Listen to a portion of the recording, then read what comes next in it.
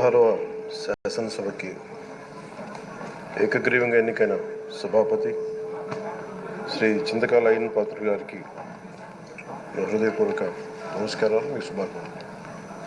ఇది నేను మొదటిసారి అసెంబ్లీలోకి అడుగు పెట్టడం. ఇలాంటి సుదీర్ఘ రాజకీయ అనుభవం ఉన్న దాదాపు 7 సార్లు ఎమ్మెల్యేగాను, ఒకసారి పార్లమెంట్లో అడుగుపెట్టిన మీకు, పంచాయతీరాజ్, టెక్నికల్ ఎడ్యుకేషన్, ఫారెస్ట్, ఆర్ఎండ్బి అనేక మంత్రిత్వ శాఖల్ని సమర్థవంతంగా నిర్వహించిన మీకు ఈ సభాధ్యక్షుడు, ఈ స్పీకర్ స్థానంలో కూర్చోవడం నాకు చాలా ఆనందంగా ఉంది. ఎన్ని దశాబ్దాలు ప్రజలు రాజకీయ జీవనంలో, ఎన్ని దశాబ్దాలు ప్రజలు మీ వాడి వేడి చూశారు. మీకు కోపం వస్తే ఋషికొండను చెక్కినట్టు ప్రత్యర్థులకి పదునైన ఉత్తరాంధ్ర యాసలో గుండు కొట్టేస్తారు. ఒకటే బాధేస్తా ఉంది సార్, ఇకపైన మీకు తిట్టే అవకాశం లేకపోవడం. కానీ ఇక మీద సభలో ఎవరు తిడుతున్నా దాన్ని ఆఫ్ చేసే బాధ్యత మీ చేతిలోనే ఉంది. మీరే మైక్ ఆఫ్ చేయాలి. అంటే మా చిన్నప్పుడు నేను చూసేవాడు, ఒకసారి అల్లరి చేసే అబ్బాయిని క్లాస్ లీడర్ చేసేవాడు చిన్నప్పుడు మా స్కూల్లో. కానీ ఇన్నాళ్ళు ప్రజలు మీ వాడి వేడి పలుకులు, మీ ఘాటైన వాగ్దాటి చూశారు. ఈ రోజు నుంచి రాష్ట్ర ప్రజలు మీ హుందాతనం చూస్తారు.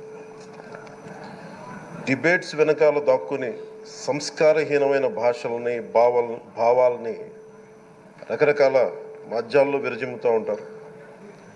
దాని నియంత్రణ మీ ఆధ్వర్యంలో ఇక్కడి నుంచే మొదలవ్వాలి. ఇందాక సభానాయకులు, గౌరవ ముఖ్యమంత్రి శ్రీ చంద్రబాబు నాయుడు గారు చెప్తారు, ఆడబిడ్డలు ఏ విధంగా నలిగిపోయారు ఈ రాష్ట్రంలో గత 5 సంవత్సరాల్లో. చిన్న లేదు, పెద్ద లేదు, ఎవరని లేదు. ఎవరన్నా సరే ఒక మాట మాట్లాడితే వాళ్ళు వ్యక్తిగతంగా దూషణ, సోషల్ మీడియాలో వాళ్ళని క్యారెక్టర్ అసాసినేట్ చేయటం, వాళ్ళు పెద్ద నాయకులు కావచ్చు, కార్యకర్తలు కావచ్చు, లేదా వాళ్ళకి ఎదురు తిరిగి ఒక ఒపీనియన్ చెప్పి ఎవరైనా సగటు మనిషి కూడా కావచ్చు, అది ఇక్కడితో ఈ రోజు నుంచి ఆగిపోవాలి అధ్యక్ష. అది మీ ఆధ్వర్యంలోనే మొదలవ్వాలి. గత ప్రభుత్వం తాలూకు సభ జరిగిన విధానం చూస్తే ఈ వ్యక్తిగత దూషణ ఇవన్నీ చాలా ఇబ్బంది పెట్టే ప్రజలు. ఈ రోజున వాళ్ళకి 11 సీట్లకు పరిమితం అయ్యారు. ఈరోజు లేరు, ధైర్యం లేదు వాళ్ళకి. విజయాన్ని తీసుకోగలిగారు కానీ ఓటమిని కూడా ధైర్యంగా కూర్చుకునే వాళ్ళకి స్థాయి లేదు. వాళ్ళకి పారిపోయారు ఇక్కడి నుంచి. భావంలో ఉండే తీవ్రత భాషలో ఉండాల్సిన అవసరం లేదు. భాష మనుషుల్ని కలపడానికి కానీ విడగొట్టడానికి కాదు. భాష విద్వేషం రేపడానికి కాదు, పరిష్కరించడానికి. ఎంత జటిలమైన సమస్య అయినా, భయంకర సమస్య అయినా చర్చల ద్వారా పరిష్కరించుకోవడానికి కానీ వివాదం సృష్టించడానికి కాదు. ఈ సభ ఉన్నది అందుకు. కానీ మనం చూసింది వాళ్ళ దగ్గర నుంచి బూతులతోటి, వ్యక్తిగత దోషులతోటి రాష్ట్ర పురోభివృద్ధిని ఆపేశారు. అలాంటి సభ కాకుండా ఇందాక మన పెద్దలు శ్రీ గౌరవ ముఖ్యమంత్రి చంద్రబాబు గారు చెప్పినట్టుగా ఇది భవిష్యత్తుకి ఇది ఒక ప్రమాణం అవ్వాలి. 2047 వరకు ఇంత అద్భుతమైన స్థానంలో మనకి ఆంధ్రప్రదేశ్ తెలుగు జాతి ఉన్నత స్థాయికి వెళ్ళాలంటే ఈరోజు మనం వేసే ప్రతి అడుగు అది భవిష్యత్ తరాలకు ఒక నిర్దేశక, ఒక టచ్ స్టోన్గా ఉండిపోవాలి, గిట్ రాయిగా ఉండిపోవాలి. ఈ రోజున సభలో ఉన్న గౌరవ సభ్యులందరూ చట్టాలు చేయడానికి ఉన్నారు, చట్టాలు ఉల్లంఘించడానికి కాదు. విభేదించడం అంటే ద్వేషించడం కాదు, వాదించడం అంటే కొట్టుకోవడం కాదు. ఇవన్నీ విభేదించడం, వాదించడం ఇవన్నీ ప్రజాస్వామ్యానికి చాలా మౌలికమైన పునాదులు. ఆంధ్రప్రదేశ్ ఆవిర్భావం జరిగి అసలు భాషా ప్రయుక్త రాష్ట్రాల ఆవిర్భావమే మన ఆంధ్ర రాజ్యంతో మొదలైంది. అమరజీవి పొట్టి శ్రీరాములు గారి బలిదానం మీద మన రాష్ట్రం పుట్టింది. 56 రోజులు తిండి తిప్పలు తినకుండా నరకం అనుభవిస్తూ ఆయన బలైపోయారు. ఆయన మరణానికి చేరువవుతూ ఆమరణ నిరాహార దీక్ష చేసిన ప్రతిరోజు మనకి దాదాపు ఈ సుదీర్ఘమైన 6 దశాబ్దాల కాలం, 1.5 సంవత్సర కాలం అంటే ఆయన ప్రతిరోజు చావుకి చేరువవుతూ భోజనం లేకుండా ఆయన గడిపిన ప్రతిరోజు మనకి 1.5 సంవత్సర కాలం.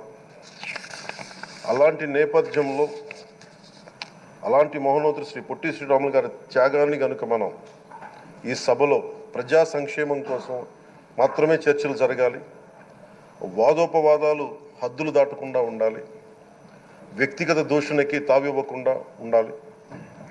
అలా కాకుండా గత ప్రభుత్వంలాగే ఈ సభని తిట్లకి, బూతులకి, కొట్లాటకి వాడితే ప్రతి నిమిషం పొట్టి శ్రీరాములు గారి బలిదానాన్ని అవమానం చేసినట్టే. ఒక గొప్పవాడు, ఒక మహానుభావుడు బతికినప్పుడు మాత్రమే కాదు, చనిపోయిన తర్వాత కూడా కొన్ని తరాలు ఉపయోగపడతారని నిరూపిస్తారు.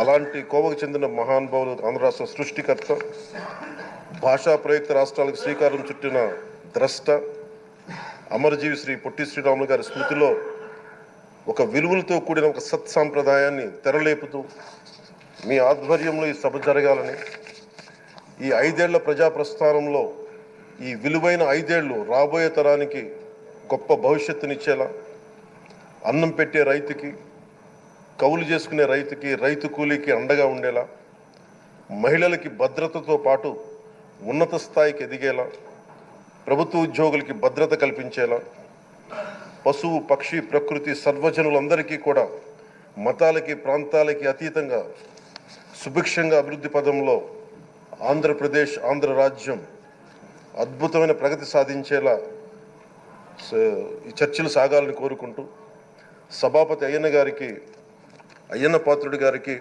మీ ఆధ్వర్యంలో ఈ సభ ఒక సరికొత్త సాంప్రదాయానికి, సత్సాంప్రదాయానికి ఇది తెరతీయాలని కోరుకుంటూ మీకు మరోమారు శుభాభినందనలు తెలియజేసుకుంటాను.